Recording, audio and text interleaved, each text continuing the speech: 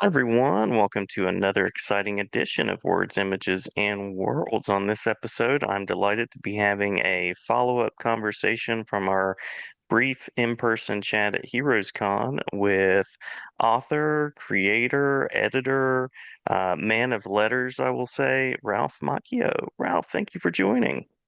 My pleasure. Good to be here. Great to have you. Great to have you. And many thanks for signing my copy of Solomon Kane. That was wonderful of you. Okay, anytime, anytime. Yeah. Uh, I'm curious because I know that you've written in a lot of worlds, you've edited, you were a longtime writer and editor at Marvel. How did you get to the world of letters and writing and creating? What made you want to be involved in this? Well, initially I never really intended to work for Marvel. I know people are surprised to hear that, but I actually was going for my master's degree in English Mhm. literature, and I was eventually, hopefully, going to teach. But back in the 70s, back in the mid 70s, teaching jobs were scarce. And when I'd gone to a convention, to make a long story short, I had gotten some Black Panther books signed by Don McGregor, who remembered all of the books that I had, all the letters that I had written into the Panther and to Kill Raven, asked me to come up to Marvel. He said, I'll give you a tour of Marvel. So I wasn't doing anything else. I went up to Marvel. Chris Claremont was up there, and he was just starting out. Again, this was the mid 70s. So he was writing or editing the Marvel fan magazine, Foom, Friends of Old Marvel. He needed someone to write an article on Conan and to interview Roy Thomas. So I said, sure, I'll do it. And that meant that I would come up to Marvel on Fridays, try to find Roy, who was at that point moving out to the West Coast, and then write the article on Conan. But the problem was Roy was so busy when he came in on Fridays that weeks went by before he was actually able to get to the interview. So that meant I was getting to be friends with all the guys up at Marvel. I saw how the bullpen worked, hung out with Steve Gerber and all those guys that were working in the bullpen at the time, Roger Stern and Scott Edelman. And eventually I got hired on. I became good friends with John Warner. John was Archie Goodwin's assistant on the black and white line of magazines, Deadly Hands of Kung Fu, Planet of the Apes, Doc Savage, etc. So when Archie was promoted to editor in chief, he needed an assistant. And I gave it careful consideration because I realized I probably would have to stop pursuing my career or my degree, my master's degree, and take this job. But I thought, it might be fun. So I decided to take the job, and I stayed up there for 35 years straight. I never left. And I say that because at the time, becoming an editor at Marvel was not considered a career move. Most people became editors at Marvel or went on staff only until enough comic books came open for them to leave and take them as writers. That's what Marv Wolfman did, Len Wein, Gerber, Engelhardt, all the other guys, Don McGregor.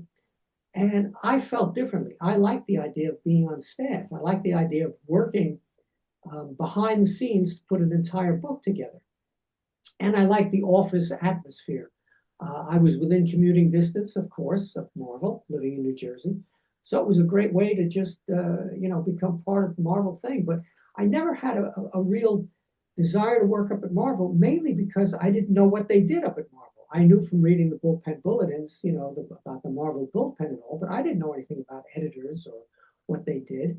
So I wasn't really pursuing this career at Marvel. It just happened through circumstance to come about. And when it did, it worked out very nicely. And as I said, I stayed there for 35 years. And I still maintain my relationship with Marvel even through today. I still do background editing. I still will write the occasional comic, and I do a lot of the introductions for the omnibus versions of the books, the hardcovers, masterworks, epic collections, etc. Yeah, yeah. I love that story. I love how you found your niche there and were able to use your love of the written word and hearing that theme of like Conan, and then you had Chris Starr in the early '80s, and then worked on Dark Tower. So there seems to be a theme of fantasy and sometimes dark sword and sorcery that runs through your work too. Well, I was when Roy Thomas went out to the West Coast, I had established a nice relationship with him, so I became his East Coast liaison on the staff. So I was responsible for making sure that while Roy was on the West Coast, I was putting together editorially Savage Sword on the East Coast. And I also worked on the Star Wars comic initially with Howard Chaykin. And I always did like sword and sorcery. I loved Conan, but I loved Cull and Solomon Kane even more. As you may know, I did a lot of work with Cull. I brought John Bolton over from England to work on the Cull black and white that we did in the Marvel preview. Oh no, Bizarre Adventures. And John did a fabulous job. And from there, he did other Culls, and he also did Red Sonja, which became Murata the She-Wolf with Chris Claremont. And I worked on Cull in the Color Comics version as well with Alan Zelenetz, John Buscema, Klaus Janson. And I got the opportunity to write Solomon Kane. So I was very much interested in sword and sorcery. And yes, Dark Tower has its own elements of that as well. Some people have said it's kind of a I don't know if it was Stephen King or someone described the Dark Tower as kind of a mashing together of Tolkien with the Clint Eastwood spaghetti westerns. So Yeah. that's a big thing. So yes, I've always liked that sort of stuff. Love the Lord of the Rings. Of course, something else in that sword and sorcery vein, more towards the fantasy end than the sword end, was the books that we did with John Buscema, it was a Marvel super special, Weird World, which we called Warriors of the Shadow Realm, which were 3 issues in a large format. We called it Marvel Color. We had Peter Ledger do airbrush on it to make it really something special, but it was pure fantasy. We took the Doug Mensch created Weird World and we expanded it into this gigantic Tolkien-esque kind of a thing. And we had gatefolds and all. John Buscema did the artwork on it. Rudy Nebres did the inking over it, and Peter Ledger did the fabulous coloring. So that again was elements of fantasy in my background. No, I know you had the chance to adapt as part of the Solomon Kane stories, but you also had the chance to craft original tales in the universe. So, what was that like digging in and exploring? Well, because I found Kane such an interesting character, because he was motivated by this kind of elemental thrust of his Christianity. I wondered I talked to Carl Potts, who's a great editor, good friend of mine, and was the editor on Solomon Kane. And I said, listen, in addition to doing all of the adaptations, or as many as we could do, I said, I have an idea for a couple of original stories. Would you give me a shot at it? So he was more than gracious about it. And the first one I did was called In Faith Undying. And it had to do with Kane encountering a fellow Puritan who had lost his faith. I just found it interesting to see someone who was so staunch in his belief in Christianity and the God of the Old Testament, Yahweh. What would he think if he encountered a Puritan who had good reason to lose his faith because Hmm. his wife had been killed, his son had been turned into a werewolf? I said, how would he deal with this? So that was that story. And I worked with Brett Blevins on that, who was the artist, did a fabulous job. And I had a lot of fun writing that because that was me putting words in the mouth of Solomon Kane, not Robert E. Howard. The second Yeah. one, which I think appeared, I think it was issue 4 or 5, I worked with Mike Mignola, who I became very good friends with. And um, I wanted to do a story, we called it The Prophet. I was interested in doing a story where Solomon Kane would encounter a man of equal faith, but he was a Muslim, so that his love and his devotion was to a different God, would be to Allah, while Cain was to Yahweh, the Judeo-Christian God. Prophet Mhm. was to Allah. So I wonder what would happen when those two guys butted heads. Who would prove to be the stronger? Who would which faith would bear out? So I just found that idea very interesting, and Mike Mignola did a great job on that as well, and I really enjoyed writing that. I love the adaptations too, but I also love the idea of being able to put something together for Solomon Kane and play with him my way as well. So I had a great time on that entire series. Yeah, I imagine you spent a lot of time in the original words and the original work and exploring the OG universe. Yes, I did. Yes. Wonderful. Yeah, wonderful. Love working. You know, as much as I loved Conan too, I always found myself gravitating more towards Kull. And the reason was that until he became Amra, the lion, and he became king of Aquilonia, Conan was a wanderer, and he would go around the Hyborian world. And I like that, but I found the court intrigue of Kull more interesting. I like the fact that he was in the pre-cataclysmic age and that he was a king who had courtiers and people around him who always wanted to stick a dagger in his back because they didn't think that he deserved to be the king. He had taken over because he had killed in a battle he had killed the previous king. And when he took over, all the people that were around him, save for Brule, really, weren't really on his side. So here was a barbarian king, had all these very smart people trying to take him down. And I thought there are just so many interesting stories you can do with court intrigue that I just found myself gravitating more towards Kull. And luckily, I found a kindred soul with Alan Zelenitz. So when I was doing the Kull color comic, I worked with Alan Zelenitz as the writer.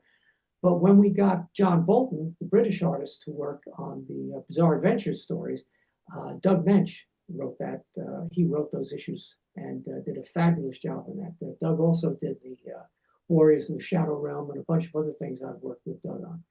But we had a great time. And again, I just loved Kull. I loved the pre-cataclysmic world before Atlantis had been drunk or drank by the oceans. And it was just a wonderful world to explore, really. Yeah, yeah. As you're talking, I'm also hearing so many names from so much creating. It sounds like you have a wonderful community of creators as well that you're part of and continue to interact with. Yes, yes.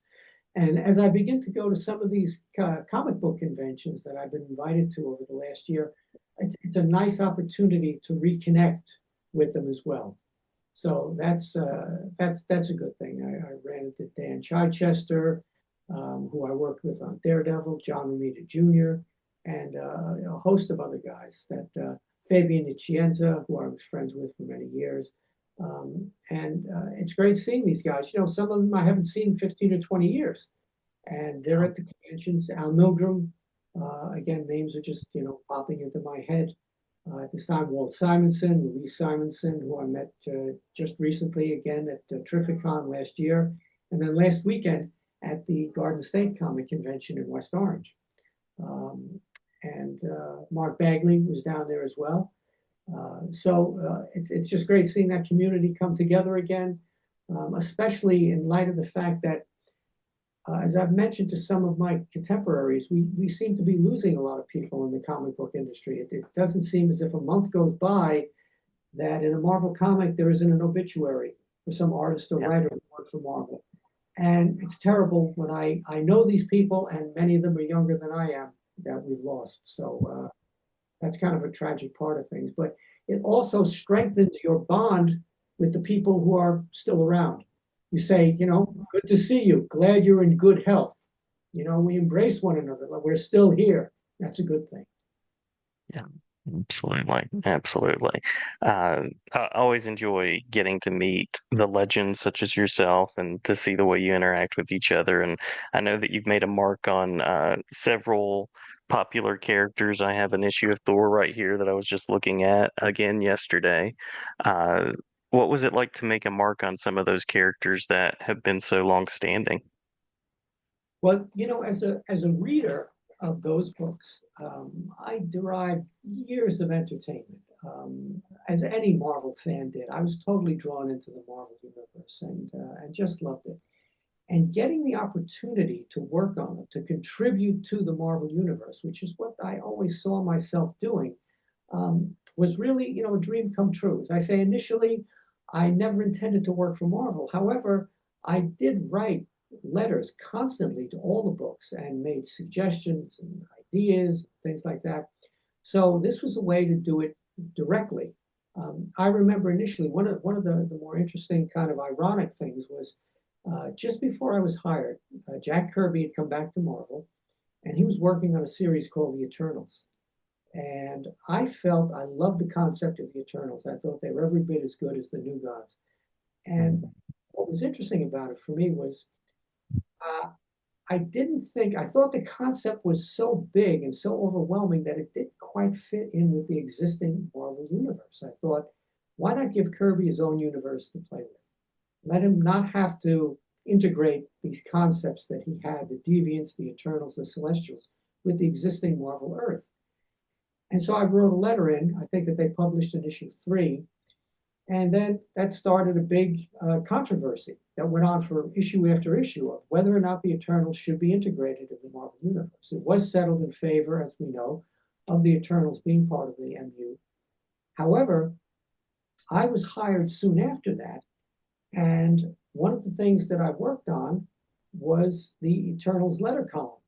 So that was an interesting thing because at that time, then I became the guy who was kind of selecting the letters that would go into the Eternals letter column. And yet, just a few months earlier, I had been writing in letters to the Eternals. I also became, because Jack was out on the West Coast, as he'd been, since 1970.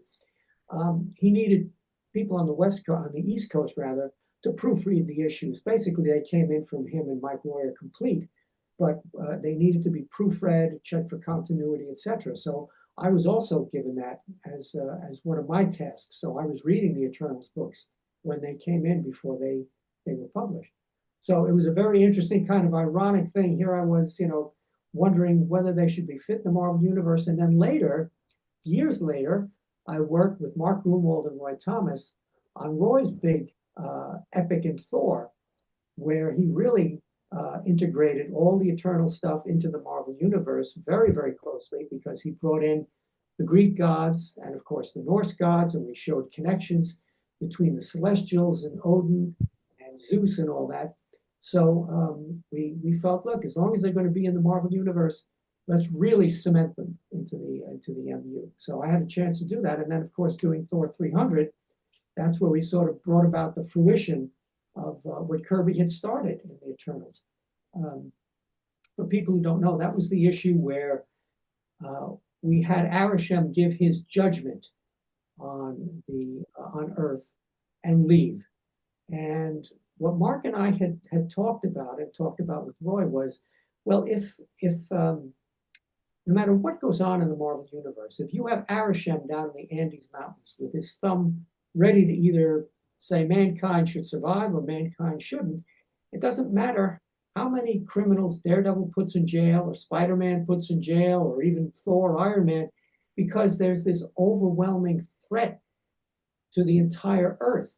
So we thought, instead of waiting the 50 years that Kirby had said Arishem would stand on the planet to judge it, we took Jerry Conway's 12 young gods, which had fulfilled the promise of man. Jerry Conway had created this in his run on Thor, and we had them brought in, shown to Arishem, and said, here is mankind's potential. Now you can make your judgment. And he made the judgment. It was good. He took the 12 young gods with him and left Earth. The Celestials and the Eternals, of course, and the Deviants are still part of the Marvel Universe, but there wasn't that judgment of Arishem hanging over the entire Marvel Earth. We were happy to kind of move that away, and I hope we did it in a satisfactory fashion. We were happy with what we did in that issue of Thor 300. Yeah, wonderful story crafting there, and love the mention of Conway and Kirby and how all of those really creative minds come together. Also talking just there about the mythological again and fantasy elements and how all of that works so well in comics. Well, another interesting thing about this was one of my favorite Thor stories goes back, of course, to all the Lee and Kirby stories, but the story that had, I think it was Thor, Journey into Mystery 112, 113, I think, where the Destroyer had been introduced. And he was far more powerful than Thor. Odin had created him. to be the final weapon against the ultimate threat to the planet Earth. But at that time, that was never explained, and no one had known what it was going to be. But Odin had left the destroyer in a temple, I believe it was in Vietnam, or somewhere in the Far East. And I remember years later, because I loved the destroyer as a character, being all powerful, etc. And I thought, what if the threat to the Earth that the destroyer had been put on Earth for to defend against was the Celestials? Because you really couldn't have a much larger threat to this planet. And so we had established, Mark and I and Roy, we had established that Odin and Zeus had originally attempted to go up against the Celestials and did not have the power to take them down. So, as a way of dealing with that, Odin put the destroyer on Earth and made it all powerful, knowing that someday they may have to go up against, or he would have to go up against the Celestials. And in the case of issue 300, what we conceived was having Odin himself get into the destroyer's armor and grow to gigantic size, take the Odin sword, and go up against the Celestials. So as we were conceiving this, we realized the story was getting bigger and bigger, and we needed more pages. We wanted double spreads and big full-page shots. And we worked with a fabulous Thor artist on that, Keith Pollard. So that was another element that harkened all the way back to the mid-1960s story. It just struck me one day, and I was looking at the story and going, the destroyer, what would be the threat that he would have to go up against? What would Odin have put him on Earth for? And it just clicked in my head. It would be the Celestials. So that's where that came from. Nice, nice. Uh, Spending time in all of those story architectures, you have such a knowledge of story and building narrative. For your end as the editor and as a writer, what makes a story work in the best possible way? Well, I think there are times that you want to satisfy audience expectations, and there are other times that you don't want to. You want to move in a different direction. You want to shock them in a certain way. But there are other times when you're doing a story, you go, these characters have to get together for a battle, or they Hmm. have to be, or they have to reconcile. It's just the way the story goes naturally, and the reader will be dissatisfied if they don't come together, if they don't battle, if they don't meet. But again, there are other times when you're crafting a story where you say, all right, audience expectations are going this way. Let's skew it and go somewhere else and shock them. Find a way to satisfy the audience, but at the same time, not quite meet their expectations as they want them to be, as they want them to be satisfied. So to me, a good story has got to be satisfying both on the emotional level and on the intellectual level. There should be things in there for you to chew on psychologically and intellectually that should tell you Hmm. things about the nature of man and the current state of the world, etc. You should always have something like that. You don't have to put that message in there and hit people over the head with it. A good story is going to have something, no matter how you craft it. It's always going to say something about the nature of man and what we are as a species. But at the same time, it should also hit you in the gut emotionally. There should be that moment where you're moved, either tragically or comically, in one way or another, that feels very satisfying. And once it's over, you feel kind of wrung out, and you've done what you needed to do, and now you can just sort of sit back and say, okay, we said what we wanted to say in the story. We did it hopefully in an exciting manner, a visual manner, because it's comics, and that was it. Trying to fill Aristotle's thoughts about tragedy and comedy, trying to fulfill what he said about it in Yeah, words. that structure again. Yeah, just thinking about that and the authenticity of ringing true with people. Yes, yes, all that very, very important. And I find when I go back over stories that I've written many years ago, that there were unintentional messages in there that I find that I was saying things that I go, oh, that's interesting. The message was in there and I didn't even realize it. But if you're crafting a good story, people will find those things in there and they'll say, oh, okay, they'll learn something. But you don't ever want to preach. That's the worst kind of story because that's where you turn people off completely. You can Mhm. have a political viewpoint, you can have a religious viewpoint or a social viewpoint. But if you start using your story as just an opportunity to push your point of view, that's where you turn the reader off. If you want them to learn something about life in a general sense, that's how you should do it. But you should never preach in any way because that really is just people go, oh, okay, this guy's going to push his point of view. I'm already turned off. Let them get into the Yeah. story. They'll learn things as they're reading the story. They'll learn about their own lives. The best story tells you something about yourself, tells you something about man in general, but it also speaks to you very personally if you've done it right. Yeah, yeah. I want to ask about what you're currently reading, but before we get there, just curious, we've mentioned a lot of names, some folks that are still with us and some that are not, Jack Kirby being one of those. Any stories of Jack Kirby or anyone else that you would want to share before we talk about what's currently being done in storytelling? Well, I only had the opportunity to meet Jack Kirby once. I had gone to the comic convention in 1975, which is where I had met Don McGregor. But I had actually gone because I'd heard that Jack Kirby was going to be there, and I wanted to have him sign a Thor comic. Again, I had gone in with no intention of becoming a Marvel editor or writer or whatever, but he did sign the book, and that was at the convention in which he met Joe Sinnott. And that was kind of a Mm, revelation to me because, the way Stan had crafted the image of the bullpen was that everybody kind of knew everybody and all that. But actually, Jack Kirby and Joe Sinnott hadn't seen or met each other for, a decade or two or something. I don't know if they'd ever actually met in person before because Joe Sinnott worked in upstate New York and Kirby was down here. Actually, he was out on the West Coast at that point. Um, so it was interesting to see them get together and all that.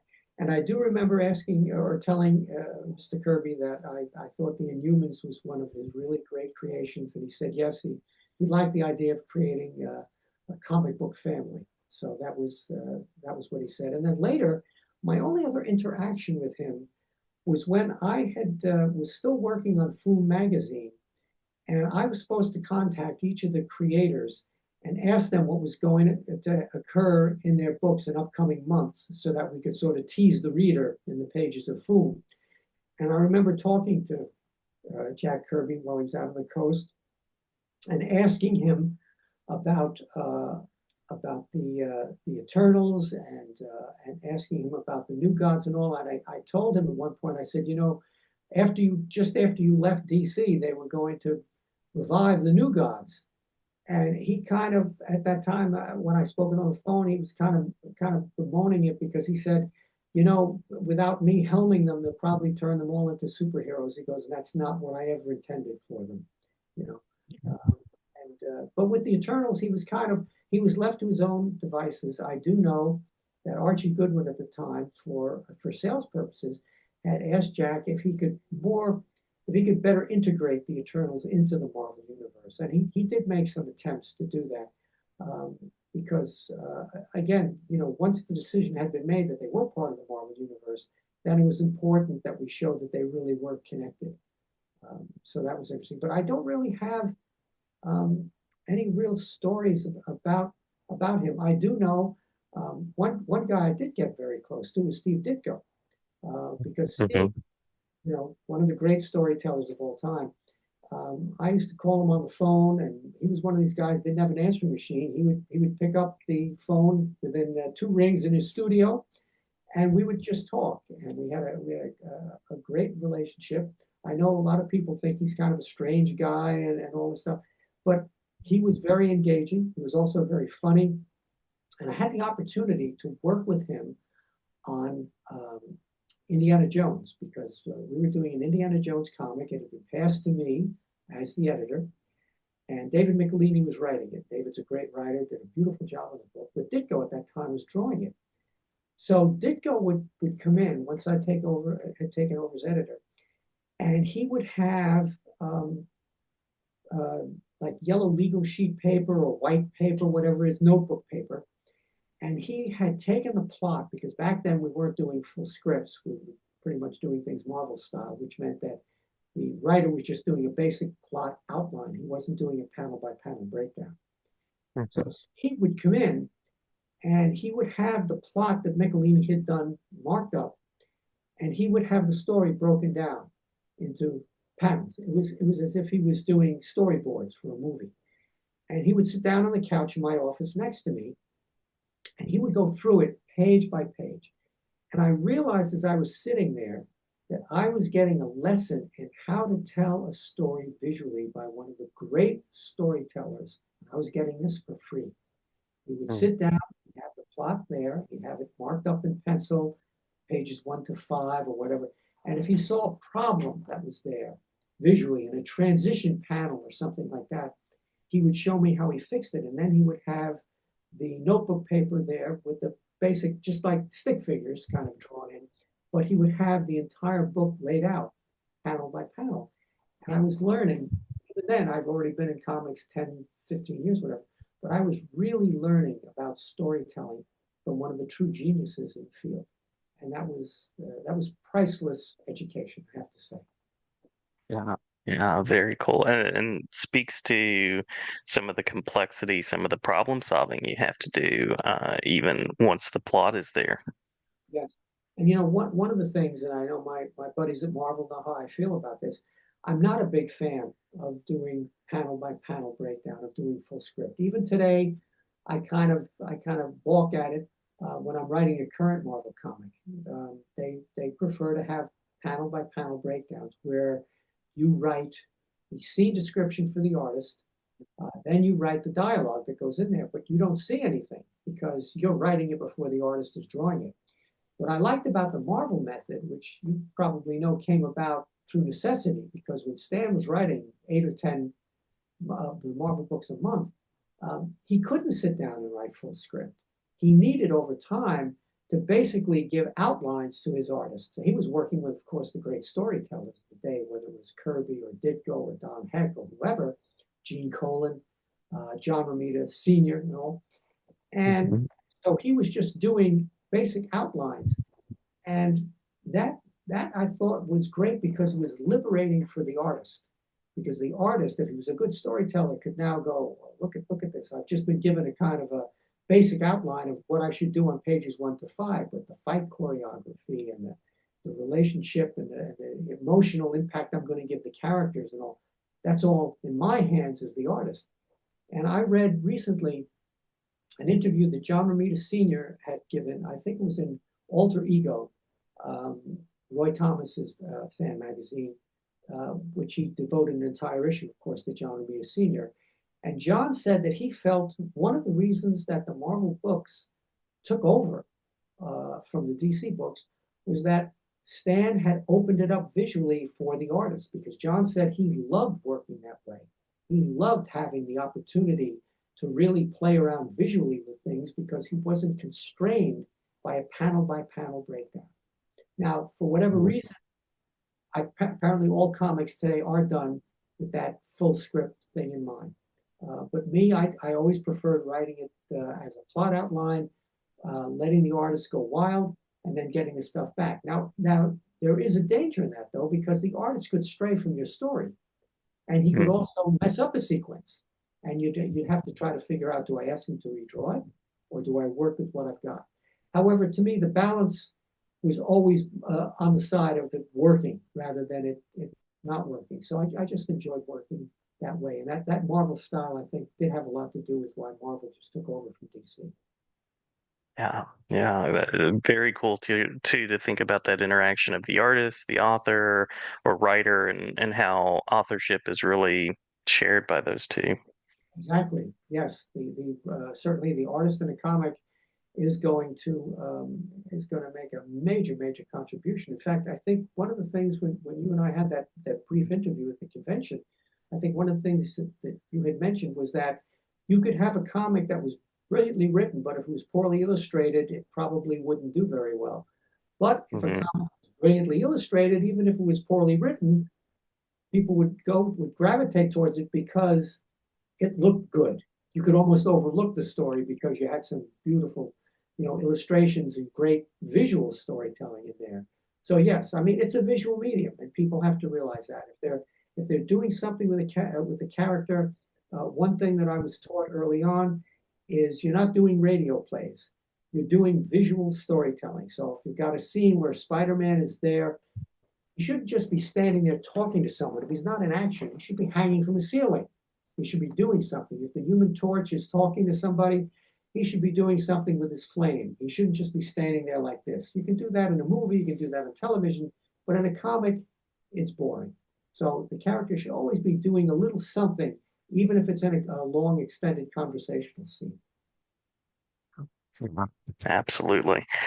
Anything that's currently on your reading table, either in prose, comics, or any form that you'd like to mention? Sure. Right now, well, I do get Marvel has very graciously gives me every month the entire Marvel Comics run for that month, including the trade paperbacks. So I do go through them all. I get a chance to read all the Marvel books, and I do get a chance to read the trades and the older story collections, many of which I've written the introductions for. But it's kind of a symbiotic thing because Marvel also uses my extensive Marvel library. When they want to reprint something, they will ask for some of my books, and they can scan them and all that and bring it back. So we kind of work together. But I do think it's very nice on Marvel's part. They once a month the big box is dropped on my porch, and it's got all the Marvel books in there. Um, what I'm reading now currently is I'm catching up on my Jack Kirby collectors. Sometimes they have spotty distribution, and I don't have a comic book store near me. So I rely on a couple of friends of mine if they go to the comic book store in New York or where they live out in Long Island to pick up the Kirby collector for me or back issue because they sometimes have some very interesting things at back issue. I do have a subscription to Alter Ego. Roy Thomas is very nice to send it to me every month or bi-monthly, I guess as it's gone now. And that's always a great read too. So I am catching up on my Kirby collectors. I bought a couple of them at the recent convention that I was at. It was very interesting. Here's the other thing. In addition to catching up with my last few issues of the Kirby Collector, what I am reading right now is a book that I had on order from the Barnes and Noble, my Barnes and Noble in Hackensack. I like to support my local bookstore. It's a book called The Light Eaters, which sounds almost like a science fiction book, but it's actually not. Hmm. It's written by a woman who is an investigative scientist, and it's discussing all of the new ideas and thinking that's going on in the scientific community about plant life and the kind of consciousness that plant life has that we've never realized before, and that only now are we beginning to investigate. And I saw the book, and I was in one of the airports as I was flying to one of the conventions, and I thought this is a fascinating book, but I wanted to buy it at Barnes and Noble, my local Barnes and Noble. So I had it on order there, and I just picked it up, and I haven't started it yet, but that is the first thing on my book reading list. I'm very interested in plant life and what and the kind of consciousness that plants have and the relationship that they have with one another that we're only now beginning to understand. I found that absolutely fascinating. The other book that I have is my usual Stephen King summer reading. His Hmm. hardcover book called Don't Flinch, which has a really beautiful cover of the female goddess of blind justice holding out the scales in front of her, and she's got the cloth across her eyes, but of course the cloth is bleeding. So it's a very effective cover. The red blood coming down with the kind of grayish background with the embossed figure on there is beautiful. So that will be my next book that I'll be reading after I get through the Light Eaters. So that's what I've currently got on my reading list. Nice. I love the wide reading, and I'm also a Stephen King fan. I gravitate to his work, so very appropriate that you had the chance to work on the Dark Tower. Not only worked on Dark Tower, but we also did a straight out adaptation of The Stand. That worked. Hmm. Hmm. That was nice because Stephen King was very pleased with what we were doing with the Dark Tower. And to sort of publicize it, he came up to the New York Comic Convention. And because I was editing the book, I was asked to be on a panel with him and met with him in the green room. And he mentioned at that point, he goes, "Hey, Ralph," he goes, "how would you like to do an adaptation of The Stand?" And I said, "Well, Stephen, that's way above my pay grade." I said, "But if the powers that be agree to it," I said, "we'd love to do it." And I was very happy with the results. But one thing I wanted to correct, he was very, um, very, oh, I don't know what the word is. Well, he really wanted us not to adapt the Dark Oh, Tower. yes. What Hmm. he wants to do was to expand the early life of Roland with original stories that Peter David was going to be writing, and to get to the point where Roland became the gunslinger. But we would do early adventures with him and his quartet, Cuthbert, and all the other guys that he used to hang out with long before he became the gunslinger. But we would lead up to that point with our Dark Tower series. So he did not want us to do a straight out adaptation of that. The Stand was fine, but with Dark Tower, he wanted us to do original stories and to just expand on it. I remember when we had the initial meeting with Stephen and we were talking about what we were going to do. He said, "I want you to use as a guideline this phrase: a boy's tests becomes a man's quest." And that became our guiding principle for where we were going with the Dark Tower series. So that was how we handled it. And the Dark Tower series ran for years. And also, I should give a shout out to Robin Firth, who was Stephen King's assistant, and I believe still is. She does research for him, follows up on a lot of the things for him. And she also was a major partner with us when we were doing the Dark Tower. And she also wrote many of the backup stories and a lot of the features and articles that we put in the Dark Tower comic, which was later all collected into several hardcover books as well, as was the Well, Stand. love that work. Love that work. I've kept you longer than promised. I just have one more question out the door, and that has to do with your personal quest.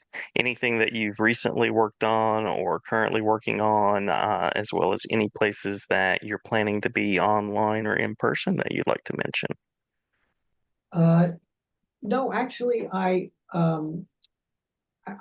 have been asked to go to some of these conventions. It's only been within the last year because people have seen me at the conventions and they said, "Gee, Ralph, you know, it was nice to meet you. We've never seen you before." I don't have a social media presence, and that's very deliberate. Um, but going to these conventions has been nice. Tom DeFalco, who's a good buddy of mine, used to be editor in chief. We were always good friends. We worked together on Thor and Thunderstrike and FF, Fantastic Four. He said, "Ralph, you should go to some of these conventions." He goes, "You'll meet people, you'll get a chance to reconnect with a lot of your former pros and stuff like that." And I said, "That's great." So that's been a good thing. Um, as far as anything currently, I would say that I pretty much had done most of what I wanted to accomplish in my 35 years on staff. I still today, will email with Al Ewing or some of the other guys, Mark Wade, and we'll talk about continuity.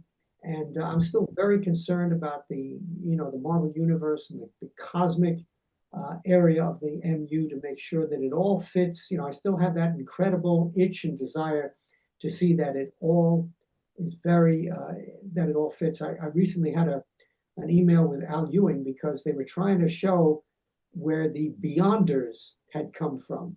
And I know Al had something in his Defenders book, and at the same time, there was something also going on in the Avengers where they had created a character called the Lost One, who they said had created the Beyonders.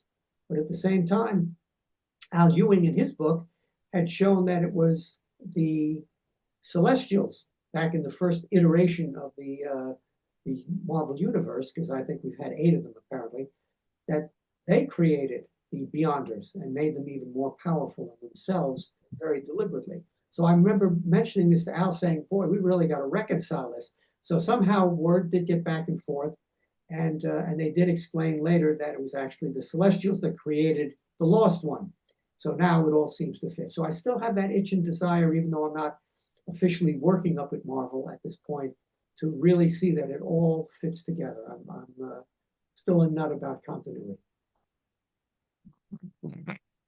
So glad that you were part of that story. So glad that you continue to be part of the Marvel story. And I appreciate the generous use of your time to chat with me. And wonderful again to meet you in person. I hope to catch you again at Heroes or another convention down the line. And you're certainly always welcome back here. Thank you, Jason. And you did ask where I'll be next. My next convention will be in Atlanta, Georgia. I don't know the name of the convention, but it's a big one. And that will be July 18th through the 20th. And then the one after that I will be at will be Terrificon, which is up in Mhm. Sun in Connecticut. And then the next one that my agent has me assigned to will be out in Salt Lake City in September, I think September 28th or something. So those are the three upcoming ones that he has me going to. I told him, one a month would be good. But actually, in this last month in June, I went to three of them. So Oh. I'm still kind of a little foggy because, going back and forth for three conventions was a little much. But once again, it was just great meeting everybody, being on panels and chatting and all that good stuff. So it's been my pleasure to work and to continue to have a strong relationship with Marvel, to be friends, with all the guys that I knew that used to work with me, CB Sapolsky and Tom Brevoort, Nick Lowe, David Bogart, all the guys I've known for 20 or 30 years. It's great, and I hope that continues for a long time.